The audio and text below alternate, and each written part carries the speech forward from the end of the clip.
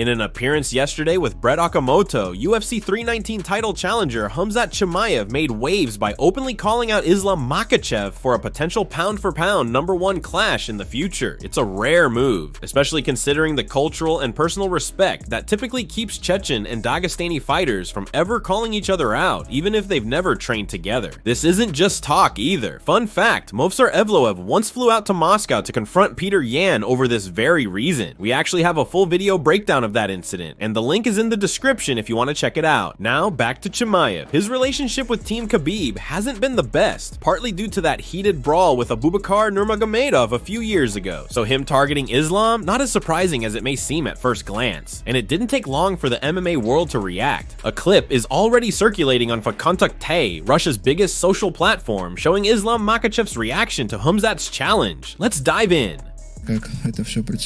Look, this is how I see things in my head. I do everything I can to achieve great things and build my legacy. As long as God wills it, I'll make it happen. I'll never shy away from big challenges, because that's what builds legacy. They haven't offered me anything official yet, obviously. I train hard every single day because when the time comes and I step inside the cage, I want to be as dominant as possible. I don't want to come out all bruised up after the fight.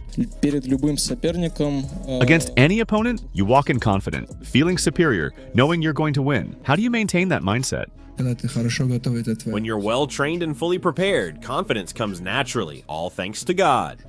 Kamaru Usman doesn't think it makes sense to give Paddy Pimblett a title shot while legit top contenders are waiting their turn. He's made it clear that, while Paddy's done everything asked of him and capitalized on the matchups given, the idea of jumping over names like Arman Tsarukyan, Justin Gaethje, Dan Hooker, Mateusz Gamrot, and Beneil Dariush doesn't really sit right. And he's not wrong. There's a line for a reason. The sport is supposed to be about the best fighting the next best, and skipping that process makes the rankings feel pointless. But here's the thing, it's not always about merit. It never fully has been. The UFC is just as much about who brings the attention, who can sell the moment, and who has momentum with the fans. Paddy's not the most deserving by wins, but he's one of the most marketable guys in the division right now. When you mix business with sport, matchups like this can and do happen, and that's always gonna spark debate. As of now, Arman is still the front runner to get a title shot, but a lot can change in the upcoming weeks. It's not Paddy's fault. Paddy has done a great job with the opposition he's been given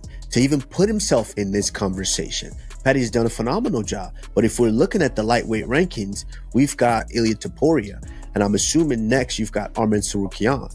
It makes sense. If you're not going to do a Justin Gaethje, I don't know why Islam is still there, but if you're not going to do a Arman Tsarukyan, or you're not going to do a Justin Gaethje, then, you know, like, yes, you've got Dan Hooker there. You've got Mateusz Gamrot. You've got all these Beneil Dariush there in front of Paddy Pimblett. So to skip all of these guys to just give him a title shot, that kind of spits in the face of the merit of the best fights the next